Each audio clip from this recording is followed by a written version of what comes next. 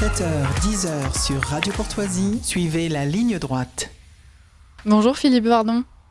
Bonjour Liselotte. Allez-y, je vous laisse la parole. De quoi allez-vous nous parler ?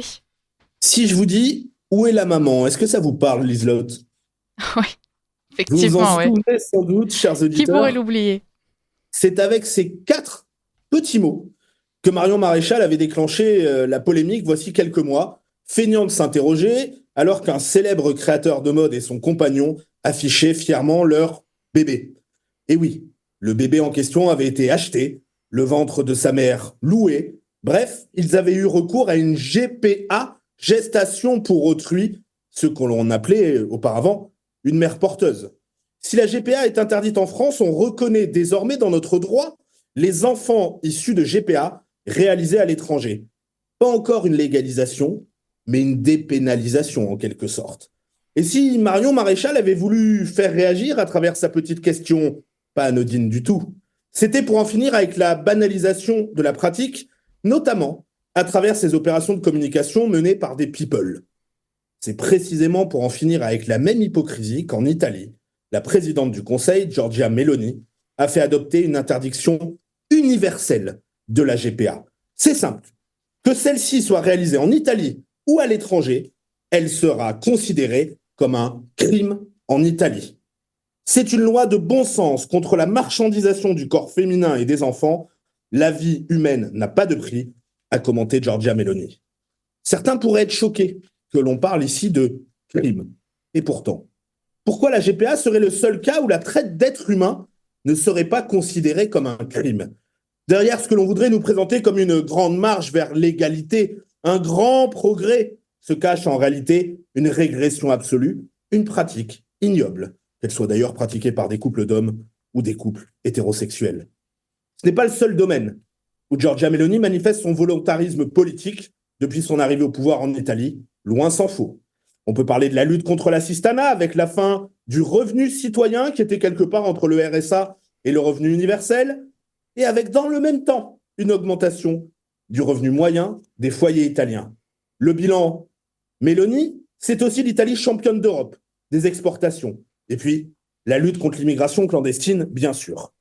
L'autre actu italienne de la semaine, c'est l'entrée en vigueur de l'accord avec l'Albanie.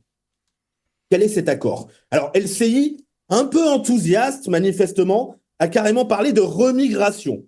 Bon, c'est pas tout à fait ça. En fait, il s'agit de l'ouverture en Albanie d'un centre pour migrants sous autorité italienne dans lequel sont enfermés les migrants en attendant que leur dossier soit traité. Une perspective un peu moins réjouissante pour eux, vous l'avez compris, que de s'égayer dans les rues italiennes avant, le plus souvent, de rejoindre la France. Il ne s'agit pas de la seule mesure du gouvernement italien dans le domaine. On peut évoquer la lutte contre les ONG pro-migrants en Méditerranée avec des règles très strictes, rendant l'action de ces complices des passeurs très difficile avec des bateaux régulièrement bloqués à quai. Ou encore, bien sûr, l'accord entre l'Union européenne et la Tunisie, insufflé par Giorgia Meloni et portant sur le contrôle des départs. Le résultat est sans appel. 65% de débarquement de migrants en moins par rapport à l'année dernière.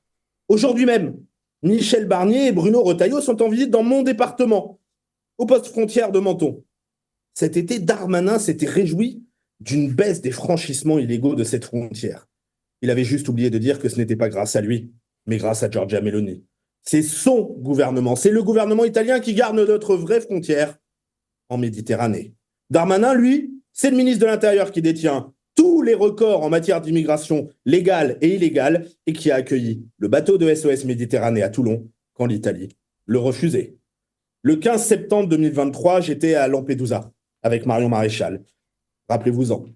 En 48 heures, 7000 migrants avaient débarqué sur cette île italienne de 6500 habitants. Nous sommes un an après. En matière migratoire, aujourd'hui, Giorgia Meloni est regardée comme un exemple par toute l'Europe. Alors, avec toutes ces imperfections sans doute, avec ces échecs aussi, car seuls ceux qui ne font rien n'échouent jamais, que vient néanmoins nous rappeler l'action de Giorgia Meloni ? Qu'on peut changer les choses, que rien n'est facile, mais que rien n'est impossible, que c'est la volonté des hommes et des femmes qui fait l'histoire, que s'il est déjà très tard, il n'est pas encore trop tard. Merci beaucoup Philippe Bardon pour cette chronique. Et puis comme d'habitude, vous finissez avec un message d'espoir et d'optimisme. Et on va tenter de s'en rappeler avant de partir en week-end pour ne pas être trop déprimé. Et puis même plus généralement pour tous les jours et continuer à mener ce combat dont vous vous êtes emparé et que vous menez tous les jours. Merci pour ça et à la semaine prochaine Philippe Bardon. Merci à vous, à bientôt.